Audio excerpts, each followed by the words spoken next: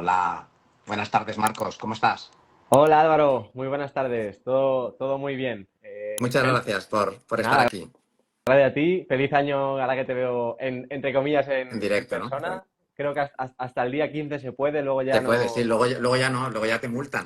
Claro que sí. Nada, gracias a ti por esta oportunidad de tenerme por aquí. Fenomenal, pues feliz año también a todas las personas que amablemente nos siguen.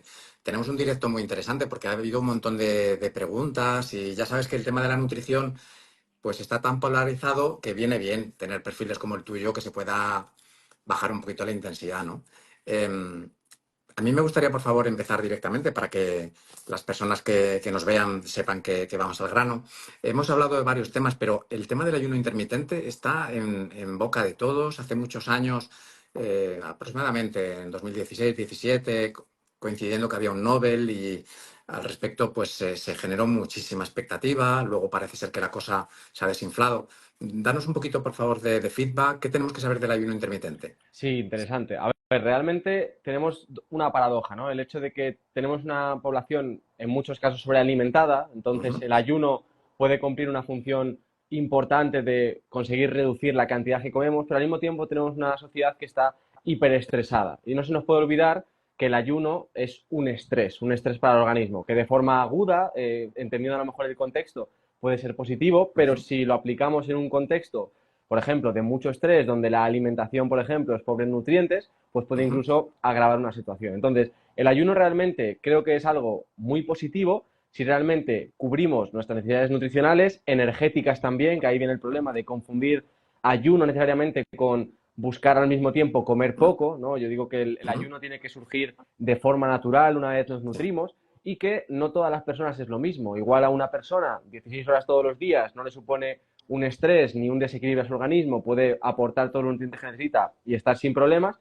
pero igual otra persona, por ejemplo, las mujeres que son menos, tienen menos o mayor sensibilidad al estrés, pues un ayuno de 16 horas todos los días puede ser un problema. Entonces, como todo, no es Claro. blanco o negro, es vamos a ver el contexto de la persona y ver qué protocolo de ayuno puede ser mejor para ti. Yo siempre digo que 12 horas de descanso digestivo entre la última comida de un día y la siguiente es algo que todos debemos buscar, eso no deberíamos tampoco considerarlo ayuno, es algo natural y que de hecho nos ayuda como a hacer como pasar esa ITV del coche, ¿no? Para mantener un poco todo nuestro sistema digestivo en orden y que no se deteriore más Sí. rápidamente, pero a partir de ahí sí que es importante individualizar y no lanzarnos a protocolos, pues donde buscamos a lo mejor pérdidas agresivas de peso, unimos ayuno con eso, Sí. con comer poco, porque al final es eso, ¿no? El problema de siempre, comer poco es como meterse un tiro en el pie. Al principio vas a perder Correcto. mucho peso, luego tu metabolismo se va a reducir y vas a empezar a no perder peso, sentirte muy cansado y luego con el tiempo tu cuerpo va a generar hambre y vas a recuperar Exacto. el peso perdido. Entonces, no pensemos en ayuno como una herramienta para perder peso, sino en todo caso una herramienta para ganar en salud, Ujú. para ganar a lo mejor en tranquilidad en tu día a día, menos estrés por tener a lo mejor que comer menos veces al día. Y si entramos en el ayuno de esa forma más natural, desde el punto de vista de la salud, estoy seguro de que haremos mejores elecciones en cuanto a qué hacer, ¿no? Porque no iremos de, vale, cuantas más horas mejor, Sí. porque así voy a perder más peso, ¿no? Sino que intentaré entender mi contexto. Sí. En general, por concretar, el ayuno creo que es muy positivo. Todo el mundo debería ser capaz, como digo yo, de estar 10 horas sin comer. O sea, Sí. me gusta decir que una diferencia es ser capaz de, es decir, si no eres capaz de estar 10 horas sin comer un día puntual, Sí. tienes un metabolismo que no está bien, es un metabolismo pobre, pero que seas capaz de hacerlo Exacto. no quiere decir que tengas que hacerlo Sí. todos los días. De hecho, tenemos que intentar mandar un mensaje de que hay tonos de grises. Tenemos que hacer lo imposible en las redes para no decir sí o no a cosas que pueden ser lamentables. Yo he tenido personas trabajando que tenían un cáncer y estaban haciendo ayuno y nadie les había dicho que a lo mejor no era lo más adecuado, ¿vale? Entonces, vamos a evitar por todos los medios de quedarnos con mensajes muy concretos de sí o no. No puede servir algo para los 8.000 millones de personas que habitan el planeta Tierra. Tenemos que ser consecuentes y, sobre todo, yo, por terminar esta parte, cuando era pequeño, yo cenaba sobre las 8 de la tarde y no desayunábamos hasta las 8. Es decir, y si ibas a la nevera, pues tu madre te ponía ahí firmes. Entonces, y tampoco había alimentos que pudiéramos comer, es decir, todo estaba por Claro. cocinar. Afortunadamente, cuando yo era un niño, los ultraprocesados eran muy caros y la comida real, entre comillas, no voy a decir barata, pero era asequible. Entonces, lo que tú dices de que todo el mundo debería estar capacitado de poder aguantar 12, 14, 16 horas o un día entero, yo creo que eso es saludable. Y además da una buena medida de cómo emocionalmente estamos en relación con la comida. Entonces, si una persona ve que no puede hacer un ayuno, es buen momento para preguntarse qué me está pasando, ¿no? Claro. Y sobre todo no concretar que es bueno ni malo, sino que habrá personas que le venga muy bien. Yo te pongo un ejemplo.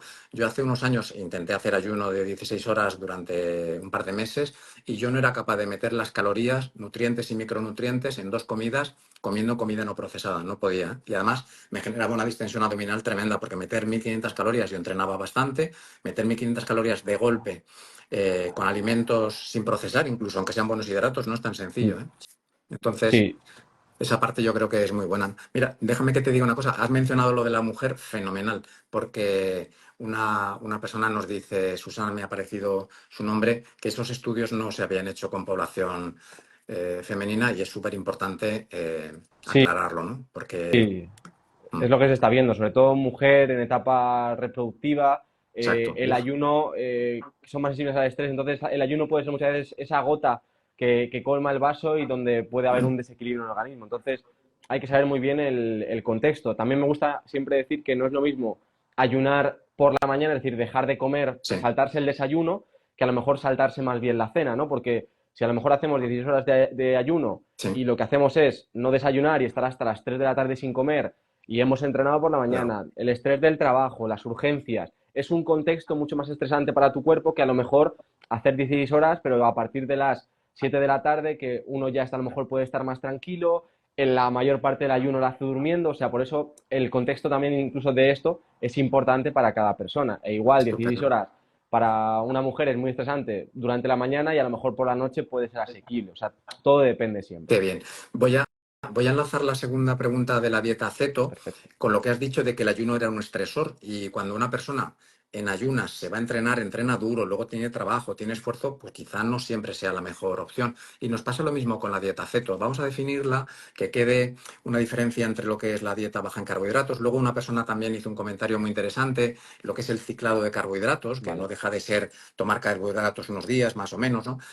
Pero también es un estresor para una persona que está entrenando fuerte y tiene mucho gasto, una dieta cetogénica. ¿Nos puedes aclarar, por favor, estos conceptos? Sí, hay mucha confusión porque como está muy de moda el concepto de dieta keto o keto, Ujú, pues la gente agrupa ahí un montón de cosas, ¿no? Y piensan que una alimentación simplemente por el hecho de reducir carbohidratos ya puede ser una dieta keto, ¿no? Una alimentación claro, cetogénica es una alimentación bastante concreta donde las proporciones de macronutrientes están muy ajustadas, es decir, tenemos un 5% de carbohidratos que apenas son entre ujú, 30, como mucho 50 sí, gramos, incluso ha visto que a veces con 50 gramos ciertas personas no entran en esa cetosis, que ahora es una parte exacto, de la definición, como mucho un 25% de proteína y el resto, incluso hasta un 70%, sería de grasa como fuente de energía. Y la condición además de la dieta cetogénica es que nos coloque en una situación fisiológica de cetosis. Es una situación ujú, donde nuestro cuerpo los triglicéridos los transforma en el hígado en cuerpos cetónicos que puede utilizar como otra fuente de energía distinta que ayudan al, incluso puede utilizarla el cerebro de forma muy eficiente, incluso la musculatura, pero claro, para entrar en cetosis generalmente tiene que haber también una alimentación que suele ser baja en energía, en kilocalorías. Entonces, por todo esto, porque suele ser una dieta cetogénica baja en kilocalorías y porque además estamos todo el rato con un metabolismo de las grasas, supone realmente un estrés para el organismo. Entonces, es una muy buena herramienta en ciertos contextos, por ejemplo, puede ayudar a resolver problemas metabólicos de forma bastante rápida, si se plantea bien y sin hacer ujú, locuras, puede ayudar bastante, o sea, como un protocolo más estratégico para patologías, ¿no? De tipo metabólico y puede venir muy bien.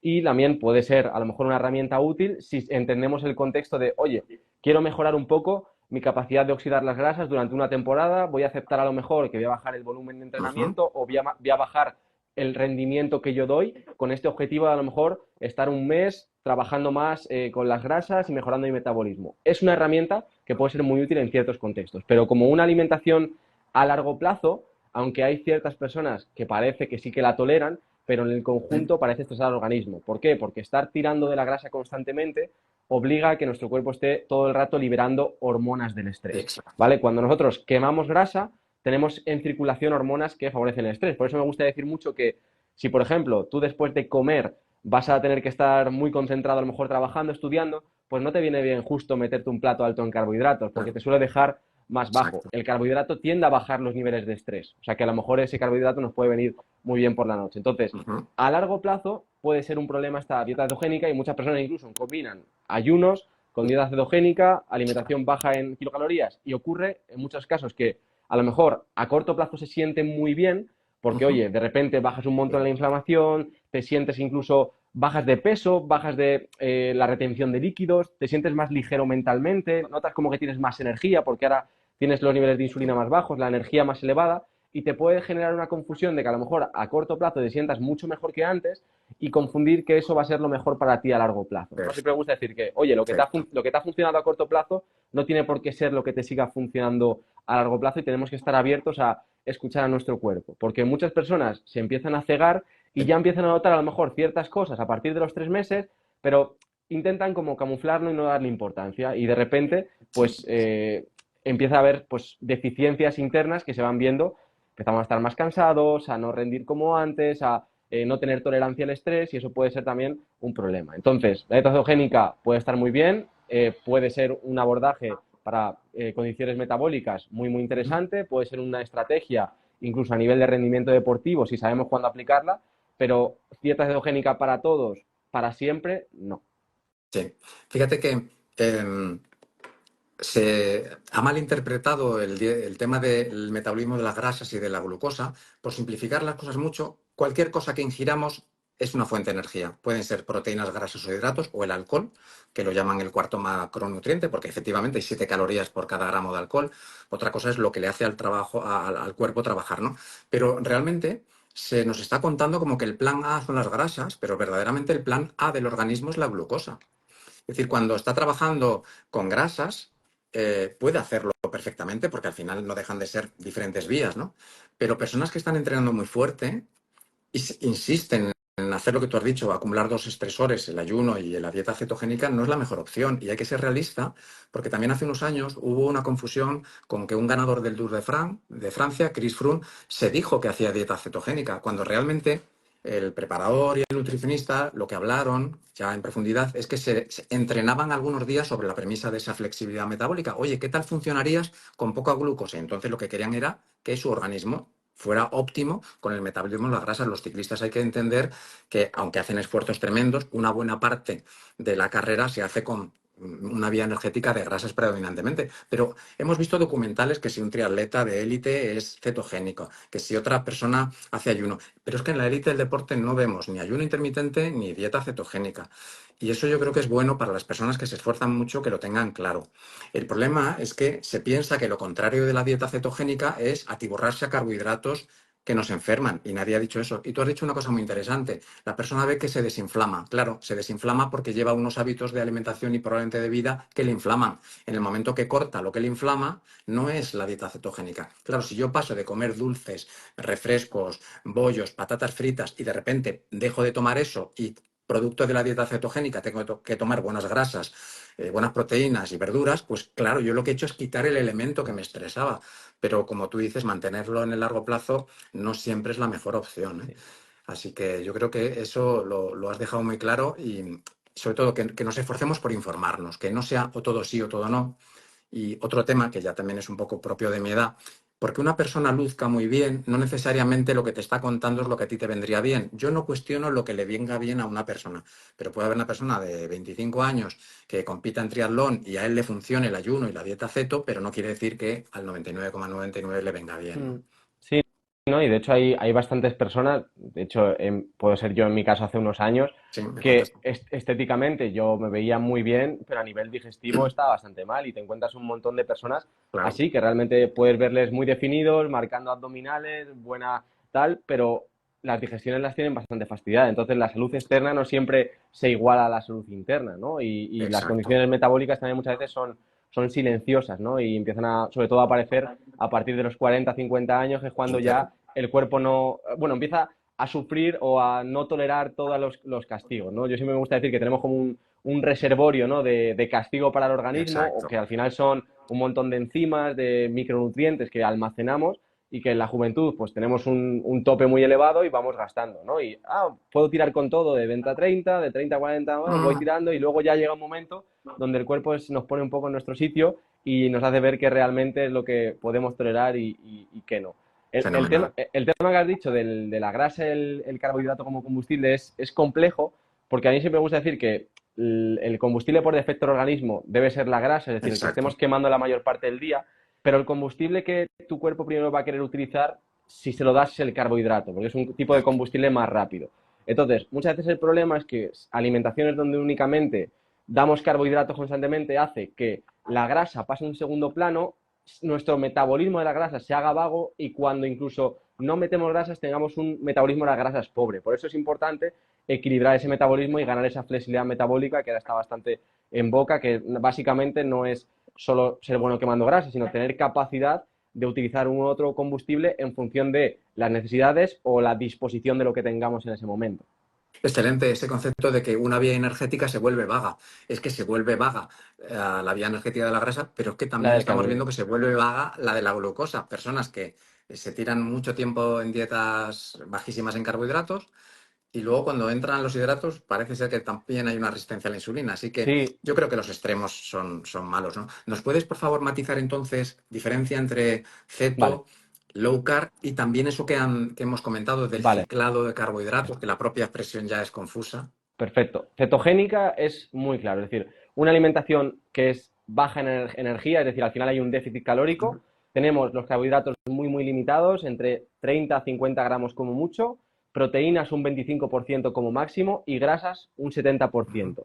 Todo lo que salga de esa composición, esos parámetros, no sería una dieta cetogénica porque no colocaría nuestro cuerpo en estado fisiológico de cetosis, ¿vale? Una dieta cetogénica nos tiene que colocar en cetosis. Luego puede haber cualquier otra modalidad donde los macronutrientes sigan predominando, por ejemplo, proteínas y grasas, que entraría ya dentro de concepto de alimentación baja en carbohidratos. Por ejemplo, imagínate una alimentación donde haya 40% proteína, 40% grasa y 20% carbohidrato, sería una alimentación baja en carbohidratos, pero no hay una dieta, no hay una cetosis, ¿no? Correcto. Necesariamente. Igual sí que tienes más facilidad a lo mejor de entrar si estás en un ayuno largo, entrenamiento en ayunas, pero no estás en cetosis de forma natural. O igual, cualquier otro contexto de alimentación donde las grasas estén por encima del carbohidrato en cuanto a macronutriente o porcentaje energético. Sería una alimentación baja en carbohidratos.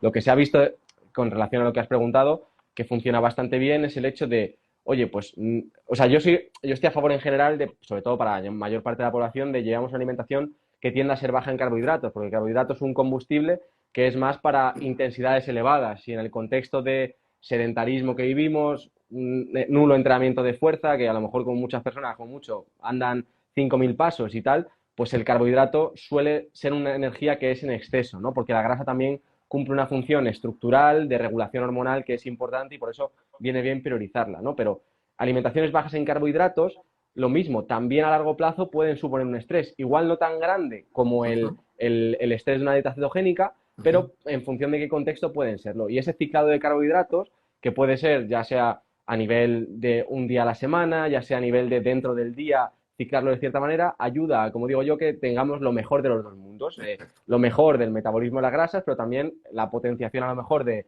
el rendimiento, la mejora de la salud e incluso la reducción del estrés de los carbohidratos. Entonces, saber utilizarlo estratégicamente los carbohidratos o la periodización de los carbohidratos es algo que es muy interesante conocer. Sí. Igual que has dicho antes que todo el mundo debería verse un día de ayuno, a ver qué tal reacciona, yo creo que todo el mundo, estamos hablando en situaciones controladas, deberíamos vernos qué pasa si hoy no tomo ningún carbohidrato o qué pasa si hoy no tomo nada de proteína. Es difícil no tomar nada de proteína porque siempre el carbohidrato está asociado en cierto modo a alguna cantidad pequeña o grande de proteína, pero deberíamos conocernos qué pasa si hoy no tomo grasas y descubrir cómo va nuestro organismo, Sí, porque al final la flexibilidad no viene a ser más que una forma de reaccionar ante la vida. Y esa flexibilidad con la comida también es válida, por ejemplo, en otros ámbitos, flexibilidad en las sí. relaciones, en los trabajos. Deberíamos estar más abiertos a improvisar. Y oye, que hoy no hay carbohidratos, pues no pasa nada. Yo creo que son pruebas casi un poco de estoicismo para demostrarnos cómo reaccionamos ante algo que nos incomoda. Porque, oye, tú te has acostumbrado a tus hidratos, son un sabor agradable, hay unas reacciones fisiológicas. Deberíamos conocernos, ¿vale? Siempre en personas que se lo puedan permitir, personas que no tengan problemas con la glucemia. No es bueno hacer experimentos, simplemente utilizar el sentido común, ¿no? Luego nos vas a hablar de las grasas, porque Cuando hablamos de dietas cetogénicas, hay personas que tienen mucho miedo por el porcentaje tan alto de Sí, grasas y tradicionalmente, pues cuando yo era joven, recuerdo que se nos decían que no se podía tomar más de 2 huevos a la semana, el pescado azul tampoco, los frutos secos tampoco. Se utilizaban términos muy difusos como la palabra que engorda y ya. todos esos términos tenemos que quitarlos, ¿no? Em, ¿qué podríamos saber como lo básico en cuanto a las grasas? ¿Dónde están? Diferenciar entre las vegetales, las animales. ¿Cuáles son las que podríamos comer con regularidad? ¿Cuáles son las que deberíamos comer muy de vez en cuando nada más?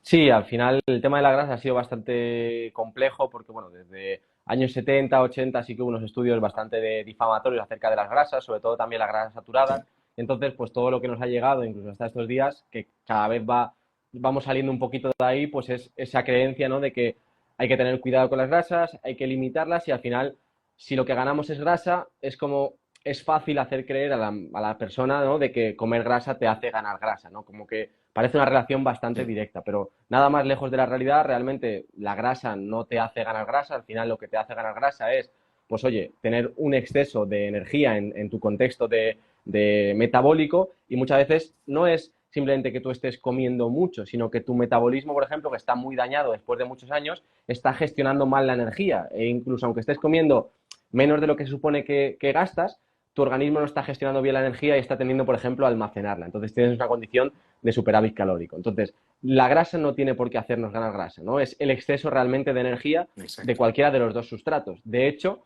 en cierto contexto metabólico, como por ejemplo un contexto de una resistencia a la insulina elevada, suele ser más problemático el exceso de carbohidratos porque ya hay una resistencia a la insulina, que no gestionamos bien la glucosa, que a lo mejor un exceso de grasa. Y muchas veces también el problema viene de combinar los dos combustibles a la vez, justo por esto que tú has comentado, ¿no? Sí, De que en una misma comida, como el organismo prioriza la glucosa primero, si metemos una buena cantidad de tanto de grasa como claro, carbohidrato en un contexto metabólico negativo, ¿qué es lo que va a ocurrir? El cuerpo tira de los carbohidratos, además libera insulina para absorber esa glucosa y este grasa va a ir en ese momento a almacenarse. claro. Entonces, cosa que se podría, por ejemplo, evitar si separásemos en una comida y de otra, por ejemplo, grasas y carbohidratos en mayor proporción. Las grasas son muy importantes y me gusta decir que no son simplemente energía, ¿no? Igual que el Ujú. carbohidrato sí que principalmente es energía, aunque también ayuda a nivel un poco de sustento Sí, hormonal, equilibrio del organismo, también forma parte de diferentes estructuras a menos nivel, pero algo. Pero principalmente el carbohidrato sí podríamos entenderlo sí, como una fuente de energía. La grasa sí que, aparte de la función energética, tiene una función muy importante a nivel de estructura del organismo. ujú, Es decir, todas las células de nuestro cuerpo realmente están, que son proteínas, están envueltas en sí, grasa. Esa membrana celular exacto. lo que permite es que haya una buena comunicación de todas las sustancias, de todas las hormonas, para que nuestro organismo funcione de la manera adecuada. Luego, nuestro sistema hormonal está en su gran mayoría sustentado por el colesterol, por lo Exacto. tanto, el colesterol es muy importante. No tenemos que pensar de nuevo en blancos y negros del colesterol es malo, ¿no? Sino entender esta molécula que es importante para nuestro organismo. Y también la grasa forma parte estructural, por ejemplo, de nuestro cerebro, de lo que recubre los nervios que transmiten la información. Por tanto, por eso para mí es un poco más importante la grasa, porque no solo es Lo- energía, sino también es nuestro sustrato. Igual que hablamos de la proteína como los ladrillos del organismo, me gusta decir que la grasa es el cemento Total, total. para que haya una cohesión. Entonces, importante, si uno quiere perder grasa, si uno quiere estar sano, si quiere estar saciado con un buen sistema hormonal, tiene que comer grasa. Y lo que me encuentro Sí, muchas veces es que personas que evitan a toda costa comer grasa, alimentaciones bajas en grasa, incluso un 10% de lo que comen, muchos problemas vienen de ahí, porque el metabolismo no puede funcionar, le falta un componente fundamental. esencial. Entonces, no tenemos que temer a las grasas en sí, debemos de hecho buscarlas como algo saludable, pero entender cuáles son las que pueden ser negativas. Por supuesto, están las grasas transgénicas, como por ejemplo de la Claro. margarina, la que suelen venir también en muchos productos procesados, que ya no hay tantas transgénicas, pero sobre todo son los que son aceites vegetales de semilla, como refinados, como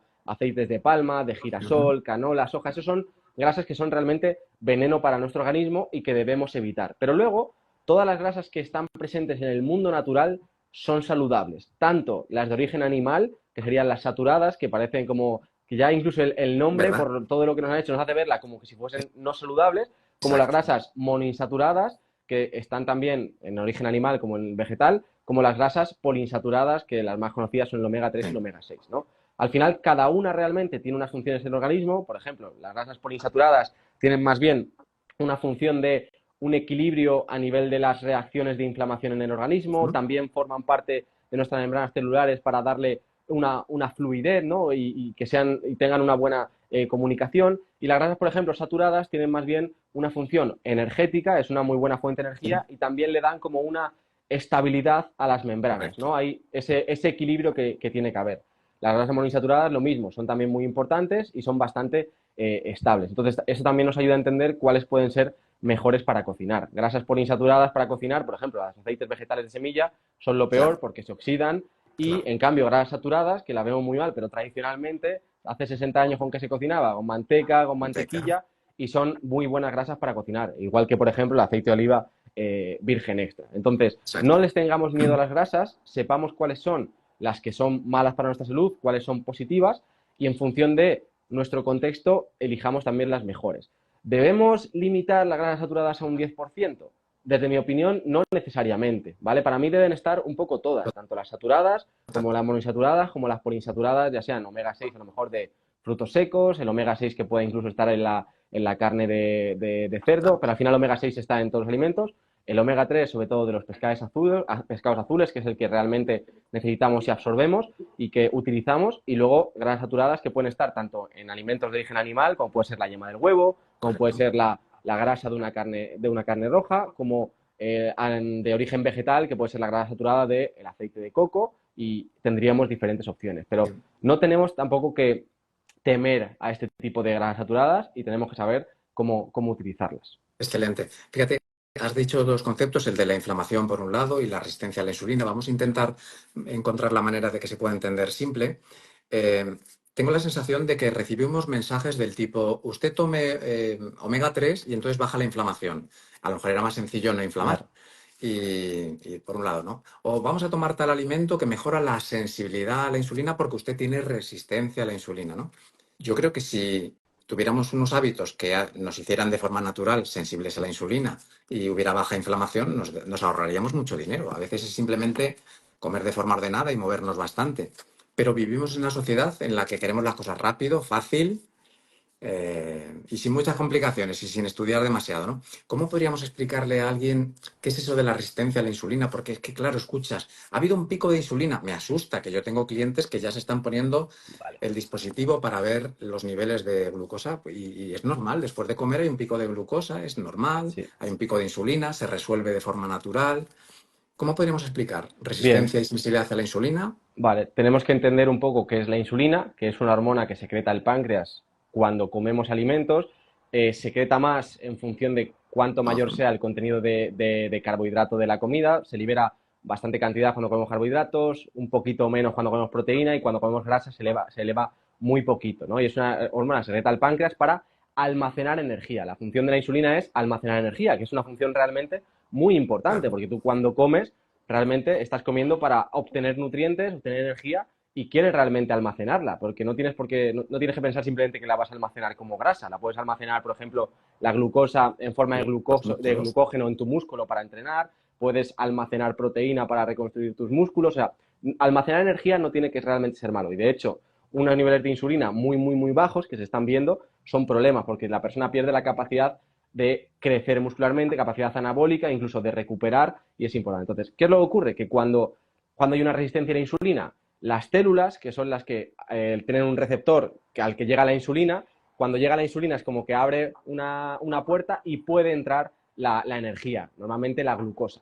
Cuando somos resistentes a la insulina, ¿qué es lo que ocurre? Que el receptor está realmente saturado y se bloquea a la nueva insulina. Entonces, ¿qué es lo que empieza a ocurrir? Que se empieza a acumular insulina en el organismo. Empezamos a tener un exceso de insulina en el organismo, y realmente esta resistencia a la insulina, este exceso de insulina en el organismo, sí que genera bastantes problemas. Realmente tiende a endurecer las arterias, estamos en un estado donde Estrés. tendemos a acumular grasa, tendemos también incluso a estar bajos de energía, porque la insulina no nos deja acceder a la grasa como fuente de energía. Entonces, cada 2 o 3 horas nuestro cuerpo nos pide de nuevo glucosa para funcionar. Entonces, es una condición bastante problemática. Pero me gusta decir que la principal causa de resistencia a la insulina no es el consumo de carbohidratos. La principal causa de resistencia a la insulina es el sedentarismo y, sobre todo, no tener un músculo funcional, un músculo que trabaje de forma regular y que esté sano. Eso es lo que realmente desencadena la resistencia a la insulina.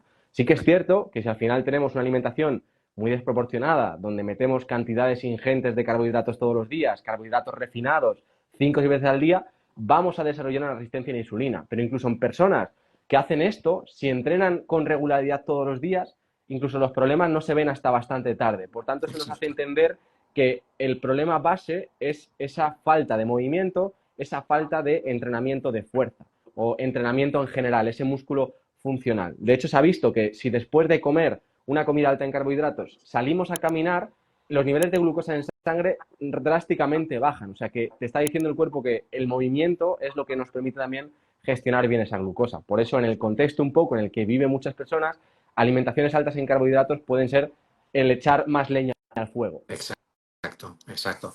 Eh, por dar una visión muy simple, el músculo quiere almacenar energía, pero si ya está lleno, cuando vamos con la energía le decimos, hola, traigo energía. Dice, no, si es que estamos ya llenos, no puedo almacenar más, vuelve otra vez a tu camino. Entonces el páncreas va a secretar cada vez más insulina, va a intentar hacerlo en la fuerza y lo va a lograr durante un tiempo, pero va a llegar un momento en que esos músculos van a decir, yo ya no quiero más, entonces vete a almacenarlo al tejido adiposo, simplificando mucho, ¿no? Sí. Entonces, ¿cuál es la mejor manera de volvernos sensibles a la insulina? Hacer actividad física. De hecho, yo llevo ya unos años promoviendo, si se pudiera, entrenar todo el cuerpo todos los días, porque como sabemos que los músculos que han trabajado son los que se han vaciado de glucógeno, en mayor o menor medida, son los que se van a volver más sensibles a la insulina y a la captación de glucosa. Por lo tanto, esto lo hemos visto en ciclistas profesionales, hacen una contrarreloj, 3.000 calorías en una hora, al límite, con una biopsia, cuando se hacían biopsias invasivas, depleción total, o sea, absoluta ausencia de carbohidratos en el cuádriceps. El resto de los músculos tenían su reserva de carbohidratos. O lo que ocurre es que la fatiga central es de tal dimensión que la persona no tiene fuerza para hacer otra cosa. Pero si nosotros entrenásemos 2, 3 series de 15 repeticiones todos los días de todos los principales músculos a una intensidad percibida como de 6 o 7 sobre 10, que se toleraría perfectamente, estaríamos entrenando al organismo a captar mucha glucosa. Y yo eso solo con analíticas diarias estamos viendo cómo las personas se vuelven más sensibles a la insulina. Y lo estamos viendo con paciente diabético que cuando se controla tiene que tomar menos cantidad de insulina. Ese sería un mensaje. Porque el de dejar de comer es el más complicado, el de dejar de comer mal, alimentos muy saciantes, muy palatables. Yo entiendo que eso en el corto plazo es complicado, pero lo de vamos a intentar por todos los medios meter media hora de actividad física por la mañana y media hora por la tarde es fundamental. Hoy me preguntaba una persona, pero ¿y si solo haces un ratito? No, tú ahora haces 10 minutos de bíceps y eso cuenta.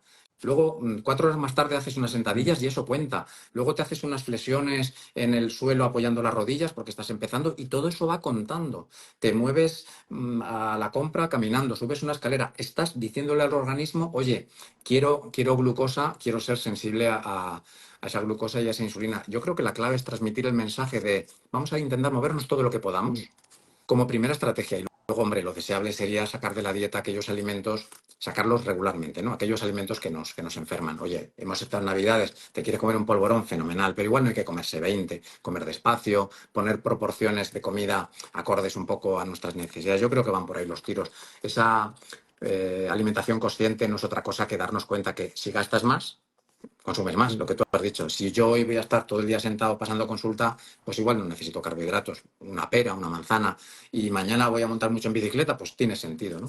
Yo creo que van por ahí los tiros, ¿no? Me gustaría mucho que profundizases un poquito con el tema de las carnes y la carne roja, ¿verdad? Hay tantos estudios hablando de correlación de cáncer y carne. Y claro, en ese concepto de carne entra todo, la procesada, el embutido. Sí. ¿Qué nos puedes contar un poquito? Porque sigue habiendo mucho miedo a la grasa de la carne, menos a la grasa del pescado, sigue habiendo mucho miedo a la grasa de la yema del huevo. En fin, cuéntanos un poco, por Sí, favor. realmente los estudios científicos donde se sacaron un poco esa información con respecto a la carne, de que era un alimento que acorta la vida o que aumentaba las probabilidades de cáncer de colon, son estudios de realmente muy baja calidad, ¿no? Donde lo que se hacía es llamar a personas, preguntarles si en el último año han comido carne, por ejemplo, X días a la semana y en base a ese número de veces que han comido carne en función de su salud, luego después sacaban unas conclusiones de tal, sin preguntarle a lo mejor su tipo de vida, de hábitos saludables, el resto de alimentos que consumía. Entonces, simplemente, pues eso, sacar unos estudios que realmente no tienen una validez en una persona que a lo mejor sepa leer bien la evidencia. Entonces, ¿qué es lo que ocurre? De hecho, hay estudios donde sí que se analiza más específicamente la carne, se incluso se distingue entre carnes de más calidad, carnes procesadas, como pueden ser las típicas salchichas, embutidos procesados, y se ve que unos son negativos para la salud e incluso otros son positivos para la salud. Entonces, el problema no es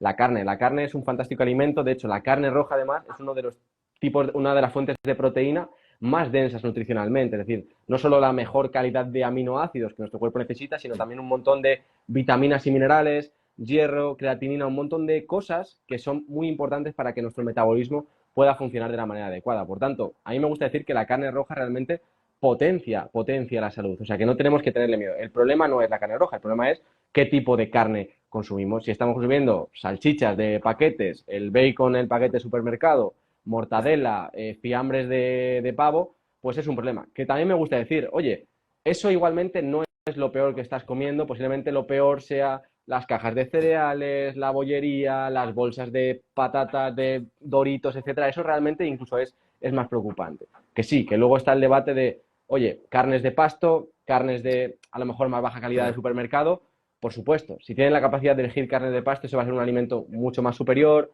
más nutritivo, no va a tener realmente ningún problema. Y las carnes de supermercado, yo sigo diciendo que siguen siendo importantes, es decir, que la gente no se obsesione por ellos. Si no puedes comprar huevos ecológicos, pescado salvaje, carne de pasto, sigue comprando huevos normales, carne normales, pescado normales, porque lo que te aporta supera enormemente lo que te puede restar. Y sí, que la carne de supermercado o de animales creados con pienso tiene un mayor contenido de omega 6 en sus grasas que puede ser problemático en exceso. Pero el problema no viene a lo mejor de ese exceso de omega 6 de la carne, sino del exceso de omega 6 que viene de comer procesados, utilizar para cocinar aceites vegetales de semilla, incluso a lo mejor abusar y tomarnos una bolsa entera de frutos secos. Ahí podemos tener un problema con el omega 6. Entonces, que la gente no se preocupe tanto por este aspecto, que elija si puede la carne de mejor calidad, pero que entienda que la proteína de origen animal es muy importante para nuestro organismo.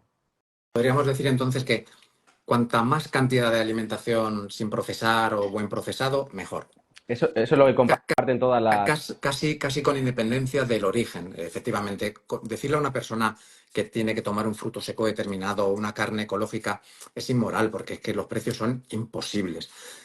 Hace años, en unos documentales de Netflix que se llamaban Cook, eh, salió el tema de la carne roja. Ya por entonces se dieron cuenta que el problema del estudio venía de que no se había hecho una valoración de lo que se estudiaba. Simplemente usted comió carne o no, daba igual que fueran salchichas, que fueran hamburguesas, que fuera un buen corte, ¿no?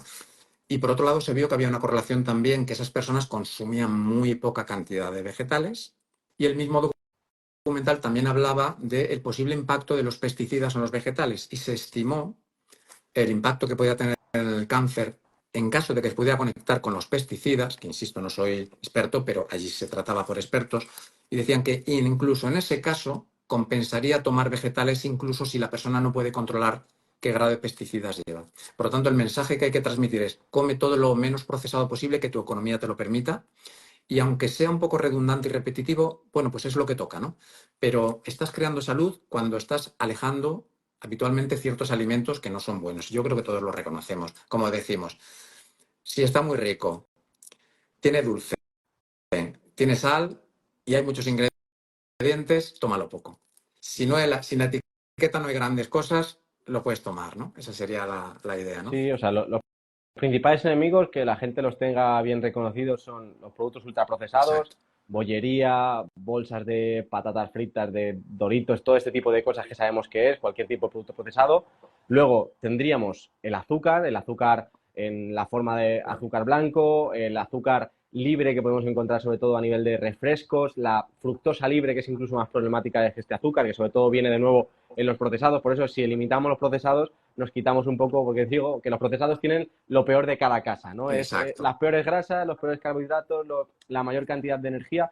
Entonces, este azúcar libre, fructosa libre, y luego los carbohidratos refinados, es decir, las harinas, sobre todo por lo que es pasta en exceso, pan refinado de trigo de baja calidad, todo ese tipo de alimentos son los que más problemas nos generan, porque no aportan prácticamente nutrientes, son un estrés excesivo para nuestro hígado, elevan muchísimo la glucosa y realmente no nos sacian ni nos nutren. Entonces ahí es donde está realmente el problema. Pero comer carne, huevos, pescado, frutas, verduras, carbohidratos saludables como patata, Sí. boniato, no hay realmente ningún problema y nadie se ha enfermado por eso, a no ser que de forma crónica coma en exceso. Pero la realidad es que una persona que come estos alimentos y sí que hay un poco de equilibrio, porque a lo mejor una persona no entiende cómo alimentarse, igual come muy poca proteína, come muchísima patata y no mete casi Claro, verduras, aunque sean alimentos saludables, pues su alimentación puede no ser saludable y generar un problema. Pero una alimentación con estos alimentos, aunque no sea perfecta, que más o menos tenga cierto equilibrio, una persona que haga movimiento, ejercicio,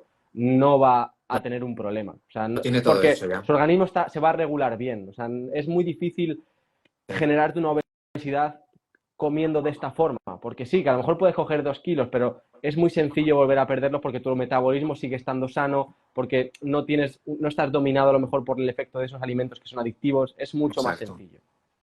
Oye, has dicho una cosa de la fructosa. Este mercado del fitness comete dos perversiones. Una es que hace complicado lo simple y luego que hace simple lo complicado. Por ejemplo, decimos, la fruta tiene fructosa. Bueno, es el azúcar predominante de la fruta.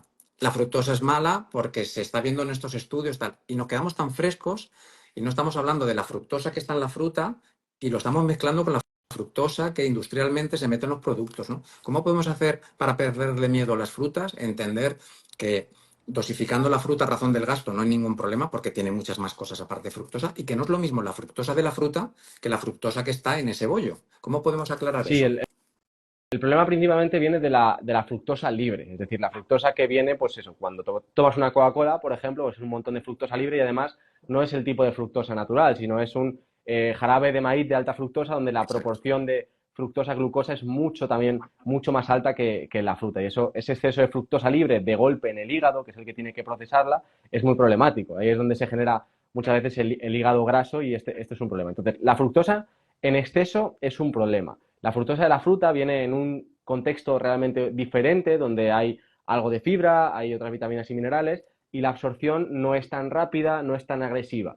Todo es, igualmente, me gusta decir que es importante tener en mente el contexto, que también el mensaje de, oye, puedes comerte 5 piezas de fruta al día, independientemente de tu situación, no es cierto. Al final, una persona que de nuevo no se mueve, está comiendo 3 4 plátanos al día, pues posiblemente va a tener un exceso y va a ser un problema esa fructosa de la fruta. Entonces, no es la fructosa de la fruta, es de nuevo que la persona entienda un poco su contexto. Entonces, si entiendes qué frutas son las más adecuadas para ti, en función de tu contexto, cuántas tomar, la fruta es un alimento perfectamente saludable, incluso a nivel de rendimiento, pues te puede ayudar a potenciar y tampoco hay que echarle mucho ojo. Si estás al final entrenando mucho, moviéndote mucho, te puedes comer 3 frutas todos los días sin ningún problema, que no va a pasar nada. Si estás en un contexto totalmente diferente, pues sí puede ser algo a lo que tengas que echarle un ojo, aunque ya te digo, antes van otras cosas que la fruta.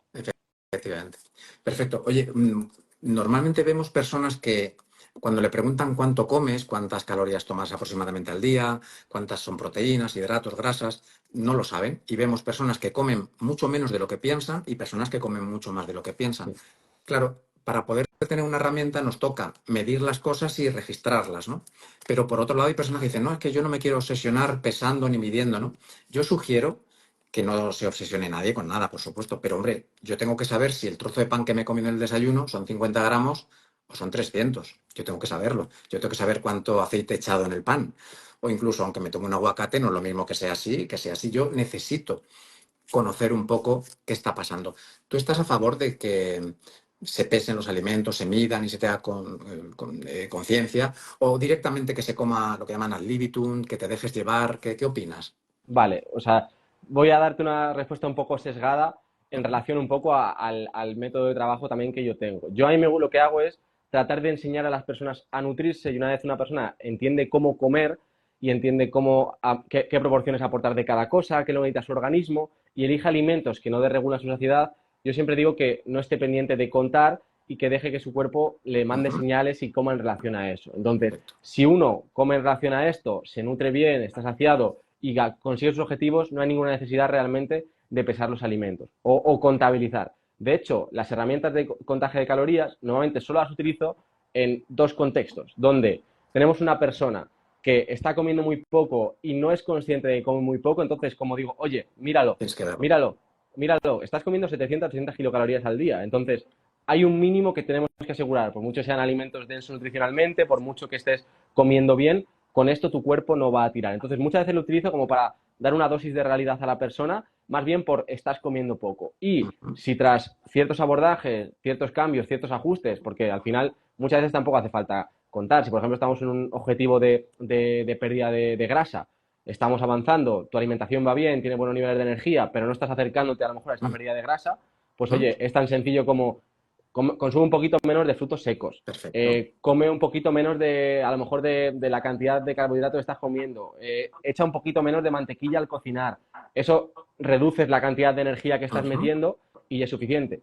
Pero si vemos que no estamos consiguiendo algo, pues podría ser interesante medir para Muy ver bien. dónde estamos, ¿no? O sea, Perfecto. no como primera línea de abordaje Correcto. para que no entremos un poco en esto de la nutrición es simplemente contar kilocalorías y macros, que sí que hay un Exacto. enfoque muy dominante de ese lado, sobre todo desde la parte del fitness, pero al final puede ser una herramienta más y en cierto contexto puede ser útil, ¿no? Ujú. Yo siempre me gusta decir que, oye, si tú estás en un lugar donde tú estás bien, por ejemplo, te cuento mi caso específico, yo me siento bien, buenos niveles de energía, buen rendimiento, yo realmente no cuento nada, porque me da igual algún día meter 2.000 kilocalorías que otro día 2.600. Y al final lo que me voy dando cuenta es que mi organismo, como está bien regulado, cuando tiendo a comer poco, al día siguiente tiendo a pedirme más, cuando tiendo a comer Claro. más, luego me tiro 2 días que mi cuerpo me pide menos. Entonces al final hay un equilibrio. Pero si estás en un contexto que no es este, tienes ciertos objetivos, no los consigues, pues medir siempre puede ser Correcto. importante.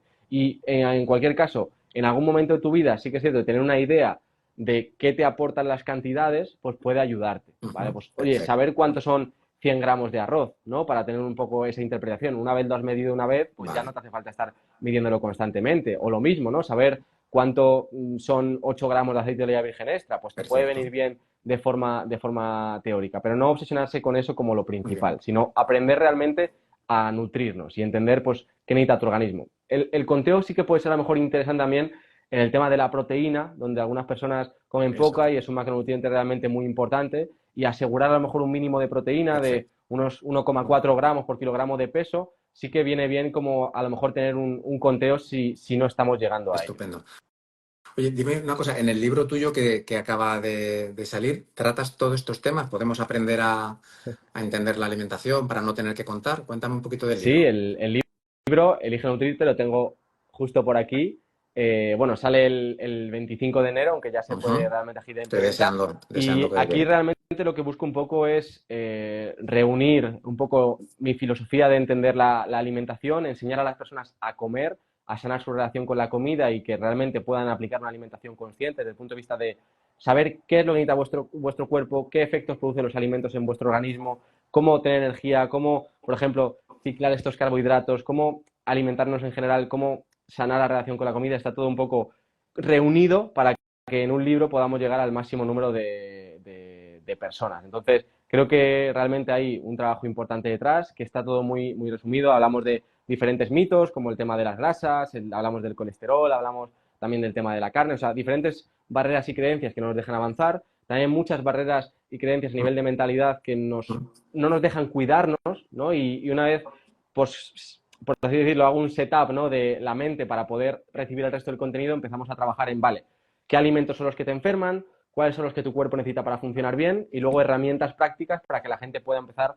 a aplicar en su día a día. O sea, yo lo que busco realmente en este libro no es simplemente que reciban una carga teórica de cosas, sino que realmente salgan con herramientas prácticas y aprendiendo a alimentarse. Autosuficientes, Y claro, claro. espero que realmente tenga un impacto bastante positivo. Creo que no hay nada similar ahora mismo Qué dentro bueno. del mercado, así que realmente con ganas de que llegue ese día, la gente lo empiece a leer y empiece a recibir esos primeros comentarios Pues al se respecto.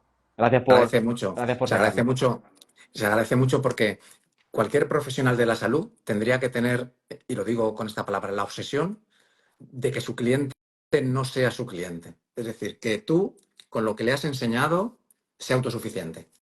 Y si vuelve es porque hay una nueva necesidad, pero no porque yo le estoy dando un papel semanal de lo que tiene que comer, no. La obsesión nuestra, y además las cosas cambian cuando te obsesionas, insisto, es una expresión, ¿no? Pero la excelencia tiene un grado de obsesión y uno tiene que decir cómo puedo mejorar, cómo puedo ser mejor que el año pasado profesionalmente, cómo puedo hacer que en menos tiempo y con menos dinero los clientes sean autosuficientes, porque si eres bueno van a venir clientes por todos los lados. Entonces, la clave debería ser que la persona no tenga que contar alimentos porque después de haberse preparado ya intuya que ese puñado de frutos secos, que además sabe que es un fruto seco que tiene carbohidratos, porque hay algunos que tienen bastante carbohidratos, sabe que ese puñadito le viene bien hoy, que después va a tomar una naranja, sabe que tiene que tomar un poquito de la grasa de la carne porque se nota la piel un poquito más cuarteada o nota que las uñas están así. Él intuye cosas y de repente dice tengo que beber más porque la orina está oscura, o de repente estoy teniendo un poco de estreñimiento, o lo contrario, ¿qué podría hacer? ¿Qué tiene que ver todo esto con la alimentación? Eso es maravilloso. Cuando las personas son autosuficientes, eso es lo mejor que podemos hacer, ¿no? Sí. Y mira, hay otros dos temas que tú me has indicado y que son súper importantes. El número de las comidas. Nos volvemos locos. ¿Qué tomo? ¿2, 3, 5 comidas? ¿Qué es mejor, peor? Porque a mí me dijeron que una cosa y siempre hay que contextualizar, Perfecto. ¿verdad? Sí, a ver, el tema del número de comidas es uno de los mitos más importantes, sobre todo el hecho de tener que hacer 5 comidas, ¿no? El hacer cinco Claro. comidas no aumenta el metabolismo, realmente el hacer menos de 5 comidas no lo lentece, o sea que no tenemos que hacer, el número de comidas no viene motivado por eso. De hecho, la mayor parte de personas que me encuentro que hacen 5 comidas suelen tener bastantes problemas, o bien a nivel digestivo, Ujú. porque al final estar todo el rato estresando a tu sistema digestivo, pues si no estamos a lo mejor en un contexto de donde todo el resto de cosas van bien, pues puede suponer una carga y un estrés que a la larga genera problemas, o bien si no un problema incluso a nivel metabólico, porque cuando estamos comiendo 5 veces, lo unimos con el tema de la inflamación, estamos generando 5 inflamaciones postpandreales en el intestino e incluso estamos, por ejemplo, elevando la insulina 5 veces durante el día cuando la podríamos elevar menos veces. Entonces, de hecho, siempre me gusta decir que hacer 5 comidas suele ser más lo no saludable que lo saludable y que la mayor parte de personas con 3 comidas debería ser más que suficiente para poder funcionar en el día a día. Incluso hay personas que con 2 comidas, una vez Dieta. saben nutrirse, tienen capacidad a lo mejor digestiva también para tolerar ciertas cantidades de alimento, Exacto. pueden funcionar muy bien. Yo suelo siempre moverme en un esquema de hecho de 2 comidas, donde hay días que tengo más hambre y como escucho a mi cuerpo, está bien regulado y tal, y llevo una alimentación consciente, pues meto una tercera comida y no me cuestiono si es mucho o poco, porque digo, ese día mi cuerpo necesita más alimento. Entonces, entre 2, 3 comidas todo el mundo nos podemos mover. Al final, lo típico, desayuno, comida y cena, como me gusta decir, incluso el dicho popular antiguo de desayuna como un rey, come como un príncipe, cena como un mendigo, incluso Ujú. podría tener su cierta razón porque además metabolizamos peor la comida por la noche. De nuevo, siempre contexto. Si vienes de todo el día Claro, claro. comiendo muy poco, has entrenado por la tarde, pues a lo mejor te hace falta meter buena cantidad por la noche. Pero a lo mejor a nivel general, la gente se beneficiaría de aportar buena cantidad de comida en sus primeras 2 ingestas y luego hacer una cena a lo mejor más ligera, porque el intestino, el organismo lo va a tolerar mejor, va a gestionar mejor los alimentos. Entonces, 5 comidas realmente para casi nadie, a no ser que tengamos un problema muy específico de tamaño del estómago por alguna operación, no podamos parar el sistema digestivo, pero en la mayor parte de las situaciones con 3 comidas es más que suficiente y de hecho más no es mejor en este caso. Perfecto. Mira, hay una pregunta que es muy interesante y tú vas a poder aportar mucho, pero quiero aprovechar para decir, imagínate cuánto tiempo me he tirado viendo vídeos sobre dieta keto. Igual me merecía la pena leerme un libro o verme un vídeo largo en una red social donde alguien preparado lo trate, ¿no? Porque mira, esta pregunta me dice una persona, me acaban de diagnosticar una celiaquía, ¿sería una dieta keto útil para mí? Claro, sería importante entender que cuando hay una patología, sí que puede haber una dietoterapia, puede haber un abordaje dietético porque o beneficia o quita el problema que ha causado la enfermedad, ¿no?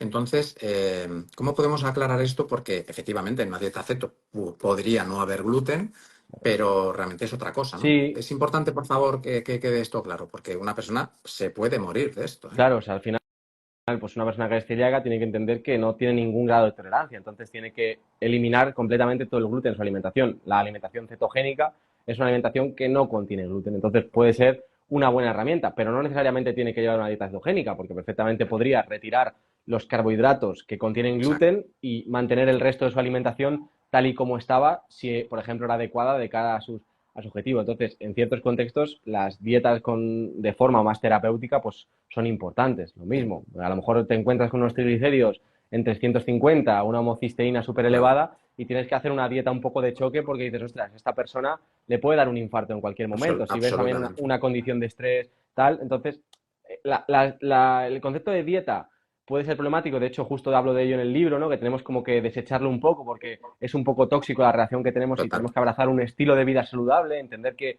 estamos cuidándonos y no estamos haciendo algo durante un corto periodo de tiempo, pero en ciertas patologías, en ciertas condiciones, una dieta durante 1, 2, 3 meses, pues puede salvar realmente vidas y hay que ser estricto y si lo tienes que hacer, se hace, ¿no? O sea, lo importante es saber el contexto en el que estás. Yo creo que ese es el mensaje que debería quedar claro. La palabra dieta tiene sentido cuando hay una enfermedad y la restricción de unos alimentos o la inclusión de algunos alimentos está absolutamente justificada. Pero palabras como dieta ceto, dieta mediterránea, dieta paleo, al final es como que voy buscando una solución fácil a un problema complejo. Yo creo que Mm. sería así, estupendo. Pues te lo agradezco mucho. ¿Alguna cosita más? De los Sí. suplementos, nos volvemos locos. Yo veo personas que me vienen con 15 suplementos, gastándose 300, 400 euros al mes. Y me da mucha pena porque se utiliza el término de evidencia científica. De hecho, yo voy a preparar un vídeo explicando los grados de evidencia científica, explicando que desgraciadamente muchos suplementos presentan estudios científicos favorables cuando se sabe que hay una presión importante para que esos estudios sean favorables, ¿no? Hay suplementos que verdaderamente tienen sentido en personas sanas. No hablamos de personas que tengan una carencia. Si una persona tiene la vitamina D muy baja, con lo que todo comporta, ya no hablaríamos de suplementar, Mm. hablaríamos de medicar y se la debería administrar un médico. Si una persona tiene alguna carencia importante, el suplemento lo que hace es cubrir la carencia o intentarlo. Pero fuera de que haya una carencia, Sí. ¿qué opinión Sí. tienes de suplementos? ¿Qué podemos decir para no gastar dinero innecesariamente?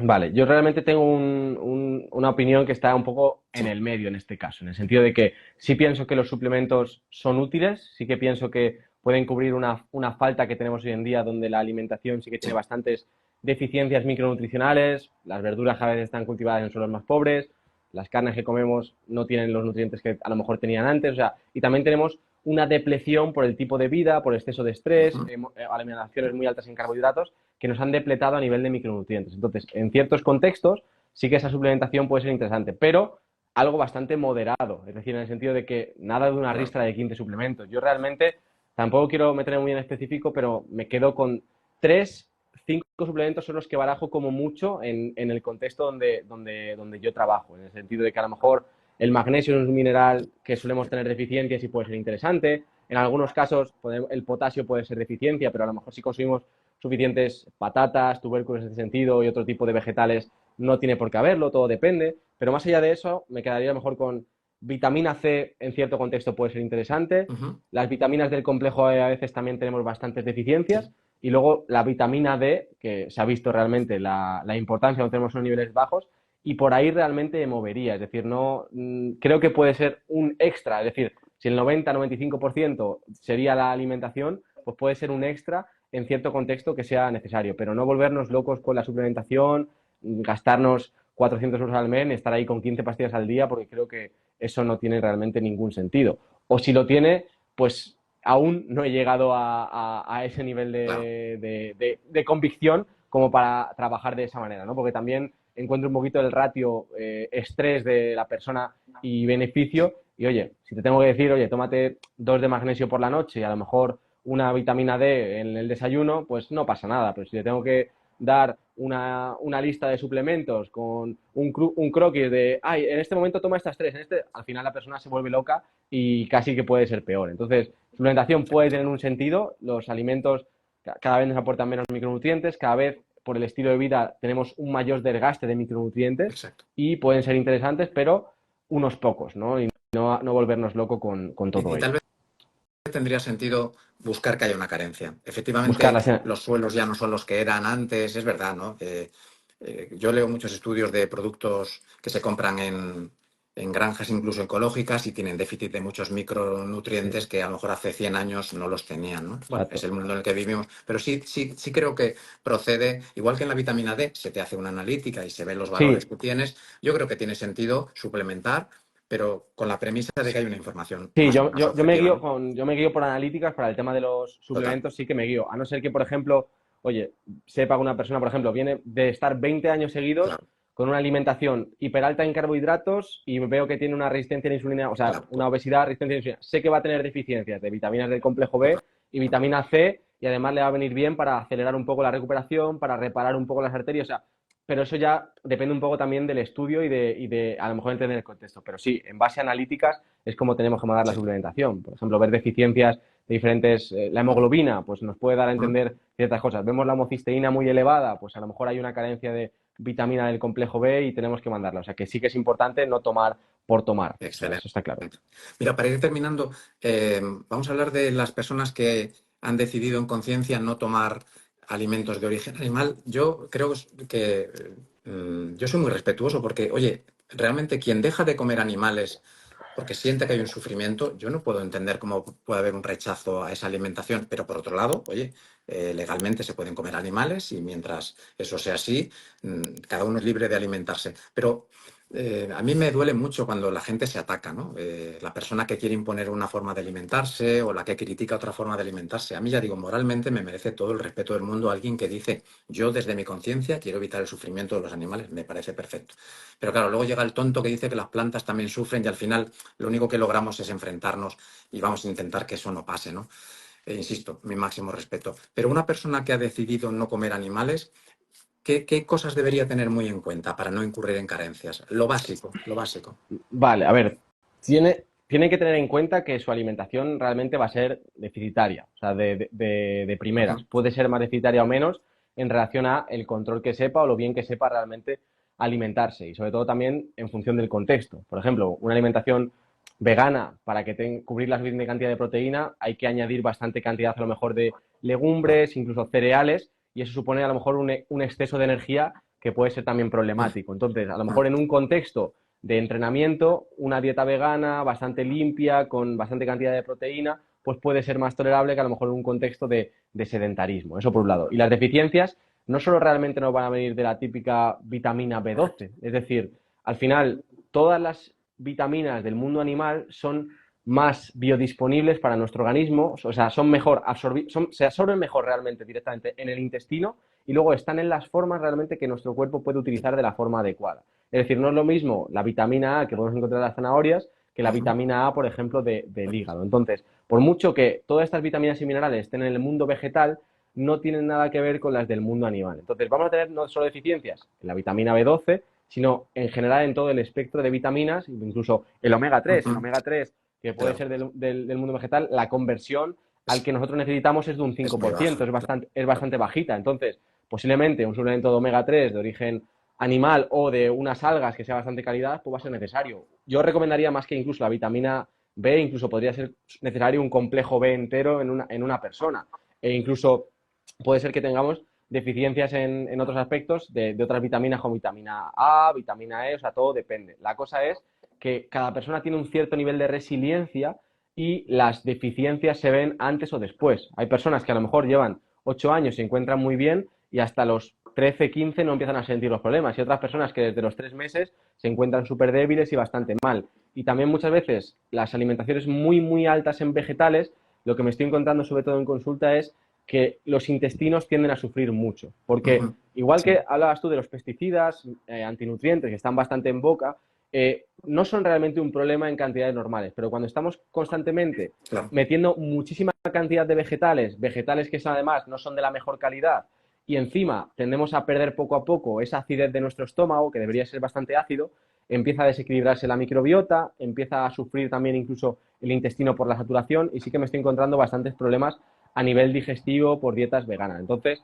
es importante que, como digo yo, que la gente tenga la información. Si tú desde el punto de vista moral quieres llevar esa alimentación perfecto, yo no lo voy a criticar desde ese sentido, pero Claro. que mi opinión realmente es que no es una alimentación óptima para el ser humano. Ujú. Perfecto.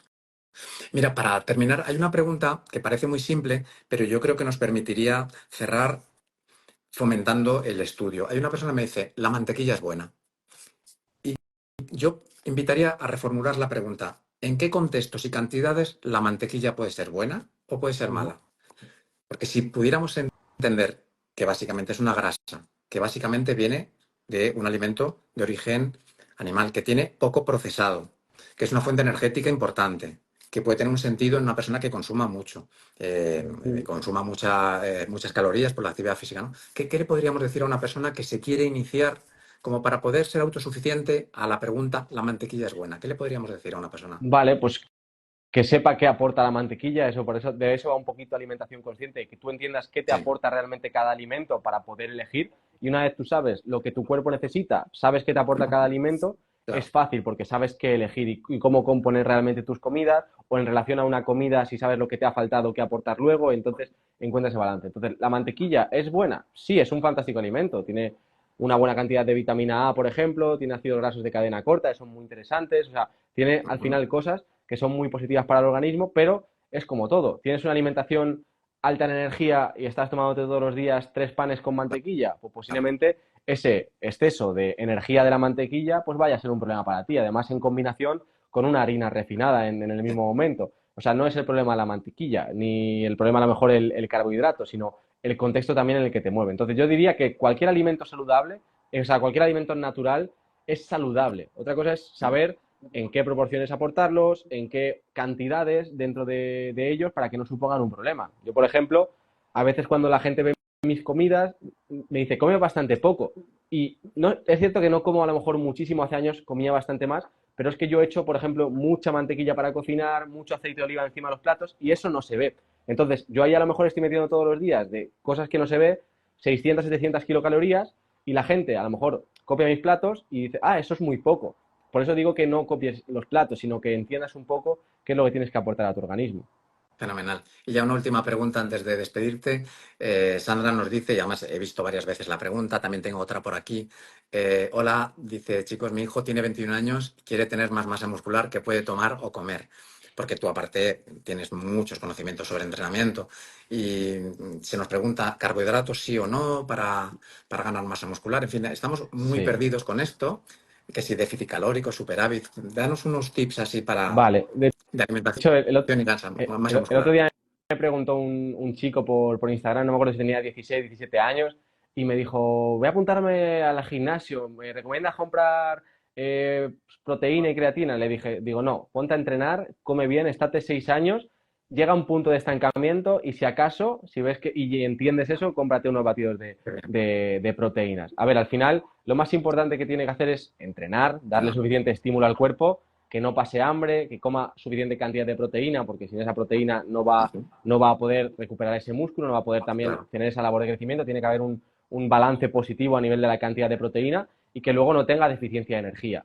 Que yo no recomiendo una alimentación típica de fitness, de 5 comidas, hincharse a carbohidratos en todas ellas. No os recomiendo porque a nivel metabólico no es lo mejor, Total. pero con 21 años igual tampoco es la mayor de sus preocupaciones porque tiene bastante recorrido. Entonces, que trate de generar unos hábitos saludables, que ponga conciencia sobre cuidar su alimentación y estoy seguro de que si sigue a cuentas que aporten información valiosa, poco a poco irá entendiendo cómo ir perfeccionando todo ello. Entonces, que no se bloquee, que coma bien, elija alimentos naturales, entrene bien y ya está. Que no haga locuras de muchas modas que hay también en el gimnasio, de que si beber Monster antes de entrenar, que ahora está muy de moda y esto es una locura. El hecho de hacer cheat meals que son desproporcionados los fines de semana donde Sí, puedes comer cualquier cosa, que trate de llevar una alimentación tranquila donde coma bien, sus 3, 4 veces al sí. día a lo mejor si tiene ganar masa muscular, que coma carbohidratos saludables, que coma grasas saludables, que coma bien de proteína y ya está, que no se preocupe más que por